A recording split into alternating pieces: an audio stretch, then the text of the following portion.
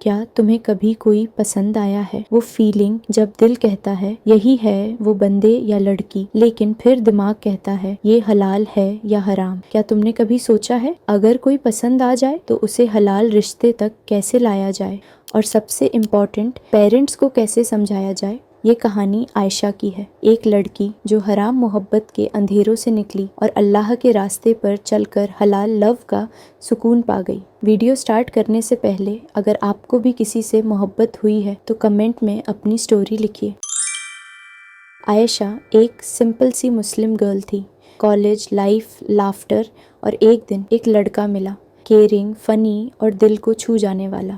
پھر ایک دن ان کے میسیجز، کالز اور ایموشنز ڈیپ ہونے لگے۔ سب کچھ کیوٹ لگتا تھا، لیکن ہر رات دل کے اندر ایک آواز آتی تھی، یہ صحیح ہے؟ عائشہ چاہتی تھی حلال راستہ، لیکن اسے سمجھ نہیں آ رہا تھا اگر فیلنگز حلال نہیں تو کیا ہر فیلنگ گناہ ہے؟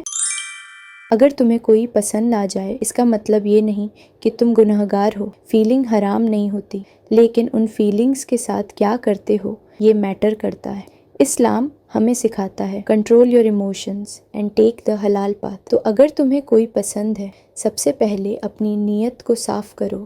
سوچو میں صرف اٹریکشن کے لیے انٹرسٹڈ ہوں یا ایک حلال فیوچر کے لیے؟ پھر دعا کرو، یا اللہ اگر یہ انسان میرے لیے بہتر ہے تو اس رشتے کو حلال بنا دے، اور اگر نہیں تو میرے دل سے اس کا اثر مٹا دے۔ اور سب سے اہم، پیرنٹس کو انوالو کرو۔ ہاں مشکل لگتا ہے، آکورڈ بھی، لیکن یہی سننا وے ہے۔ عائشہ نے بھی یہی کیا۔ وہ ڈری ہوئی تھی، لیکن اس نے اپنی مدر سے بات کی۔ اس کی ماں نے کہا بیٹا اگر یہ راستہ حلال ہے تو ہم دعا کے ساتھ تمہارے ساتھ ہیں، اور وہیں سے عائشہ کی اصلی جرنی شروع ہوئی۔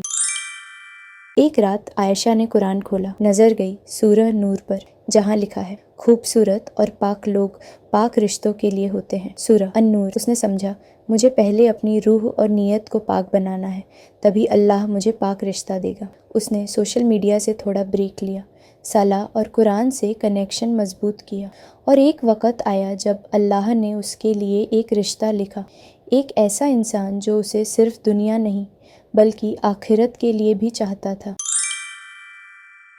اگر تم چاہتی ہو یا چاہتے ہو کہ تمہارا لو حلال، پیسفل اور اسلامک ہو تو یہ 8 گولڈن پوائنٹس یاد رکھو۔